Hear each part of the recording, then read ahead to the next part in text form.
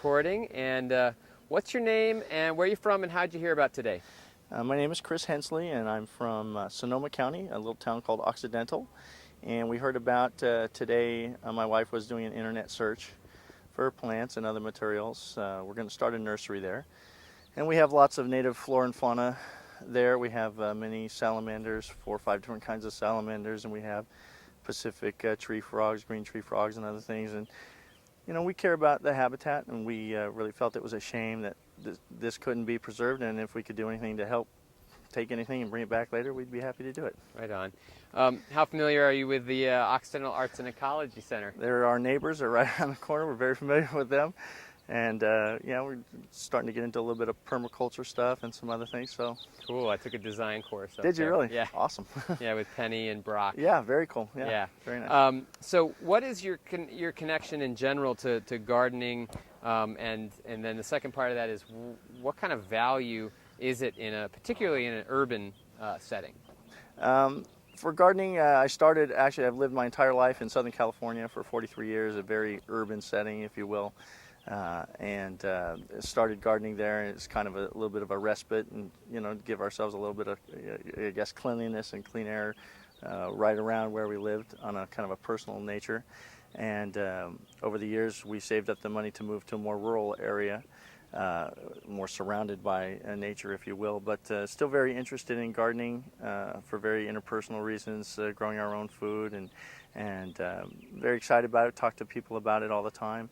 That live in the city, and so I think a lot of people get too removed from the very basic things. I mean, plants produce their own food. We can't do that. You know, there's a lot of obvious reasons why I think it would be important to stay connected to gardening. And just recently started taking some landscape design courses at the JC up in Sonoma, so hopefully we'll make that a career. Cool. Now, what kind of advice would you give to individuals, you know, either through their political means or through their community organizing means to activate green space and gardens, you know, in their own communities?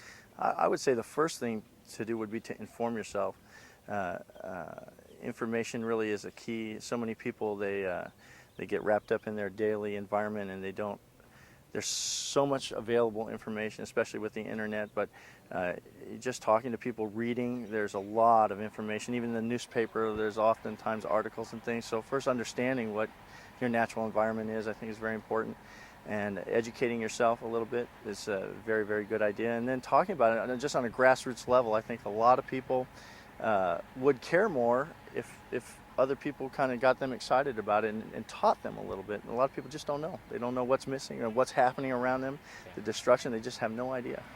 What kind of what do you think would be affected if children had greater access to gardens and access to green space growing up, and their connection to the planet and their destructive tendencies?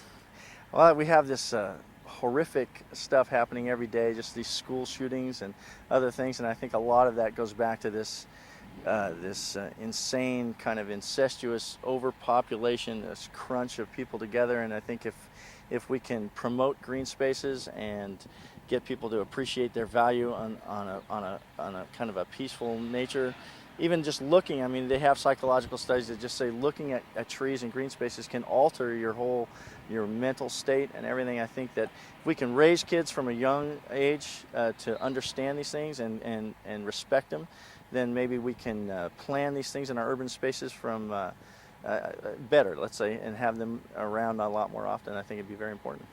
And then the last question I have is just, what's your reaction knowing now that this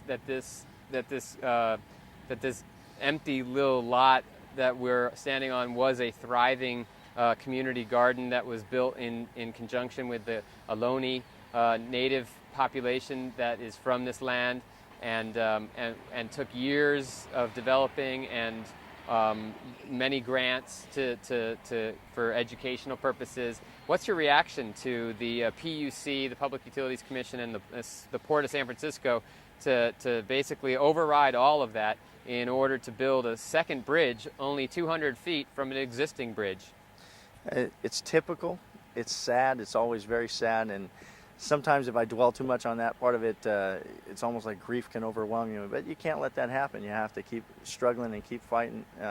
There's always hope, and I think the more we look at this barren, desolate piece of land here, and it will become more barren, I really hold out very little hope that there will be any mitigation after the fact. Should spur us on to say that in the future, for all the future areas that we can preserve, we have to fight all that much harder to preserve them. Right on. Well, thanks for taking time. I appreciate it. What's your name and where are you from? My name is Judy, and I live in San Francisco. I came from Taiwan. Oh, you did? Yeah. How did you hear about today's plant giveaway? I sell the internet. Excellent. Now, what is your connection to gardening, and what kind of value is it in a city environment? I think it's more than a lot of the plant and flower is the more beautiful the city. We need, I go back to the nature. Right now, a lot of things is not nature.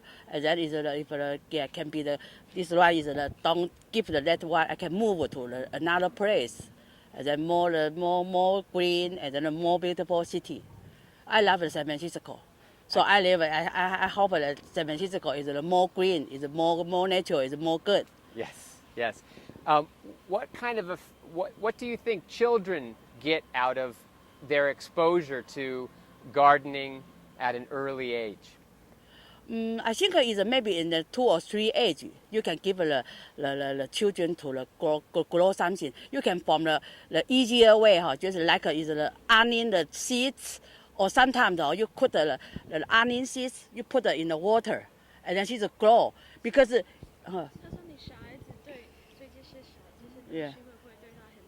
yeah.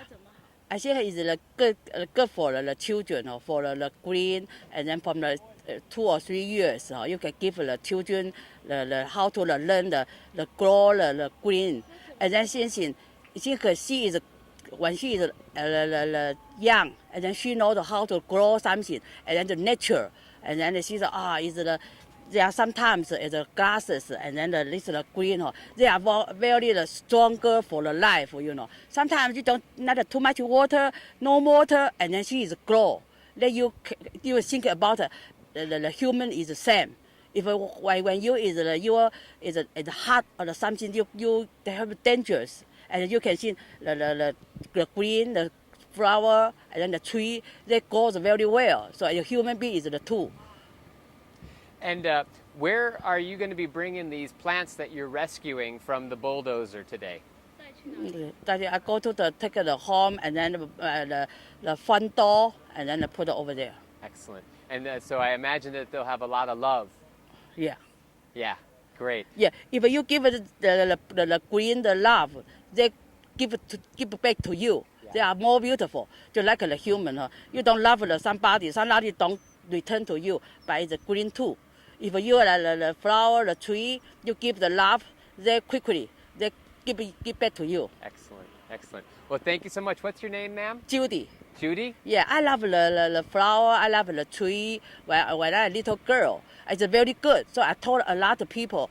I work in San Francisco, the flower market, Personisi, the company. And then I tell a lot of the customers, you go back to nature, it's the better. Yeah. Yeah. Yeah. Do you think that if more people are connected to nature, there'd be less destruction in the world? Yes. Yeah.